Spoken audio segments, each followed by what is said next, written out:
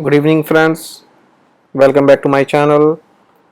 और जैसा कि मैंने पुरानी वीडियोस में अपने बताया है कि मैंने एचडीएफसी बैंक की और एक रिलायंस की पुट बचा के रखी हुई थी, जो मैंने लास्ट डे तक बुक नहीं की थी और वो मैंने लास्ट वीक बुक कर ली है, प्रॉफिट बुक कर लिया है उसमें।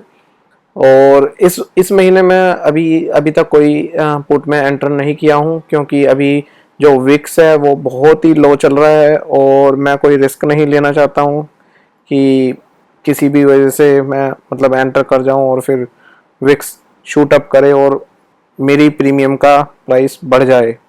तो इस करके मैं अभी वेट कर रहा हूँ कि थोड़े मतलब 2-4 दिन में या 10 दिन में विक्स थोड़ा 15-16 तक पहुँच जाए, तभी मैं अपनी पुट में एंटर करूं। वैसे मैंने पुट लगा के रखी हुई हैं जिन जो मेरे अब की बार टारगेट पे हैं, वही सेम है एचडीएफसी बैंक की 1280 की इस बार मैं नोट मतलब सोच रहा हूँ सेल करने की। और रिलायंस में मैं 1880 की सोच रहा हूँ, क्योंकि मैं इस बार सोचता हूँ कि यदि रिलायंस 1880 आ भी जाता है क्लोजिंग पे तो मैं उसकी डिलीवरी ले सकता हूँ। तो उसके लिए अभी मैंने वीडियो बनानी है। जिस दिन मैं पुट लूंगा उस दिन मैं लाइव वीडियो बनाऊंगा, जब मैं पुट सेल कर रहा हूँ। इस वीडियो में मैं आपको दिखाने वाला हूँ कि मैंने जो पुट बुक की हैं इस महीने, उनसे मैंने जो प्रॉफिट बुक किया है वो दिखाने वाला हूँ। और साथ में इस बार मैंने क्या किया था, जब मैं ऑर्डर प्लेस कर रहा था ना, उस टाइम पे मैंने अपने मोबाइल से स्क्रीन रिकॉर्ड कर ली थी और जब वो प्रॉफिट बुक हो गया था उसके बाद की भी मैंने स्क्रीन रिकॉर्ड कर ली थी, just for like reference and just to showcase you guys कि how how did I do it. और एक सेकंड, अब हम चलते हैं अपने रिपोर्ट्स में, और रिपोर्ट्स में जाने के बाद हम प्रॉफिट लॉस में जाते हैं और इसमें हम फ्यूचर एंड ऑप्शंस कर देते हैं रियलाइज्ड, और इसे 1 जुलाई से 1 अगस्त तक रखते हैं, दैट्स ओके। और ये देखिए एक में 3300 और एक में 2200, ऑलमोस्ट 2300। तो हमने अच्छा खासा मतलब इसमें काफ़ी अच्छा प्रॉफिट बनाया।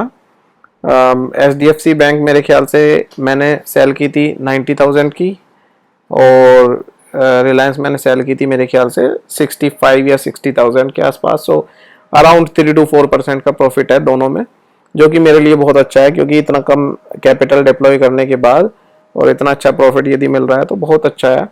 और ऑप्शन सेलर की खासियत यही होती है कि ऑप्शन सेलर छोटा छोटा कमाता है लेकिन कंसिस्टेंटली कमाता है, ठीक है। तो इसी बीच में एक दिन यदि आपने नोट किया होगा 15,200 तक निफ्टी चला गया था, और उसमें भी मतलब इनपुट्स पे कोई फर्क नहीं पड़ा था। मैं आपको 1 मिनट दिखाता हूँ कौन सा दिन था, वो था 28 जुलाई। तो 28 जुलाई को कोई फर्क नहीं पड़ा था अपने पुट्स को, क्योंकि उसमें पहले ही इतना ज़्यादा डिके हो चुका था। ये देखिए, थोड़ा सा ऐसे मैं डीक्लटर कर देता हूँ। ये देखिए, मार्केट उस दिन 15,500 तक चला गया था, लेकिन अपनी पुट में कोई फर्क नहीं पड़ा था।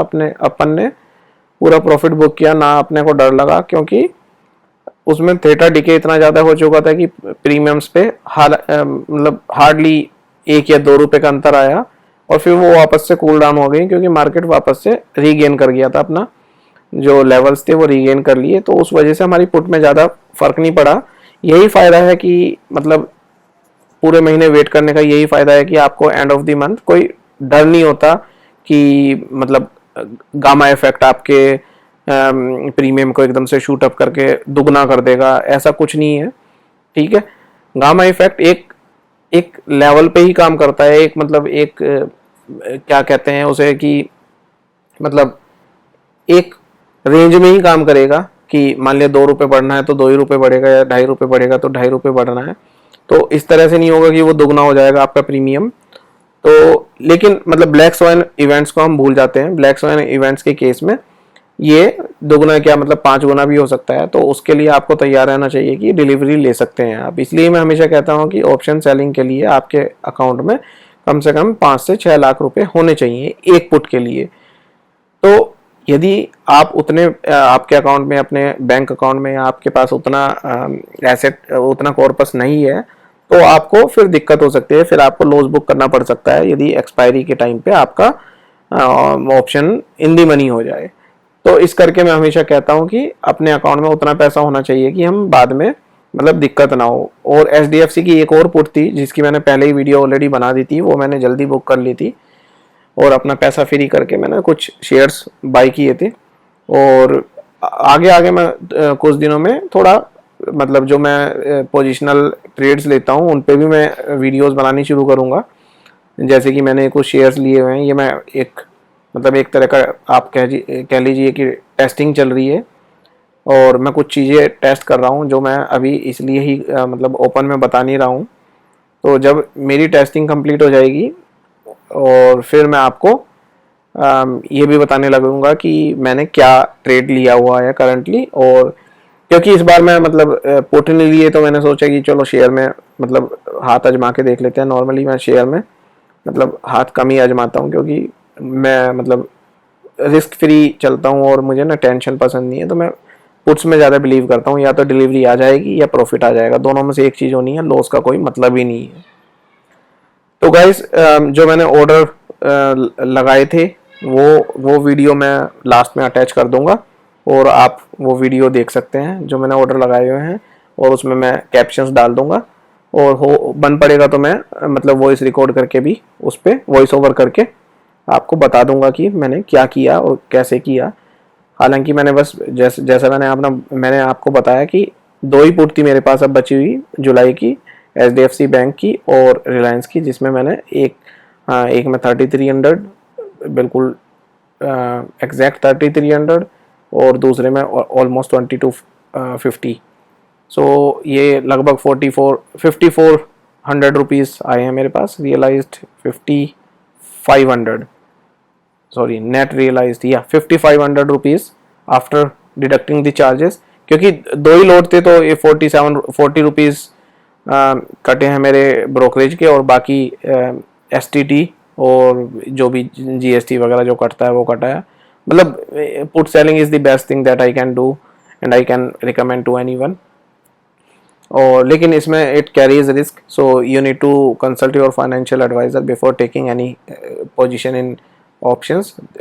These are considered to be the most riskiest the riskiest um, things in stock market. So guys, यदि आपका क्वेश्चन है या आप कुछ हेल्प चाहते हैं so you can let me know in the comments. और thank you so much. Have a great day ahead. Bye bye. सो ये मैं रिलायंस का ऑर्डर लगा रहा हूँ। रिलायंस का मैंने ऑर्डर इनिशियली 0.50 पे लगाया था लेकिन वो एंड ऑफ द डे तक क्लियर नहीं हो पाया, जिसके करके मुझे क्या करना पड़ा कि 0.70 पे ही स्क्वायर ऑफ करना पड़ा। और सिमिलरली मैं H D F C bank का भी 0.50 पे ऑर्डर लगा रहा हूँ। और दोनों दोनों पुट्स में मतलब मोटा मोटी हमें लगभग 5500 रुपीज़ का प्रॉफिट हुआ है, जो कि मेरे ख्याल से काफ़ी अच्छा है, 3 to 4% है जो हमने मार्जिन पे किया था। So I think we are good with that and thank you so much for watching my video.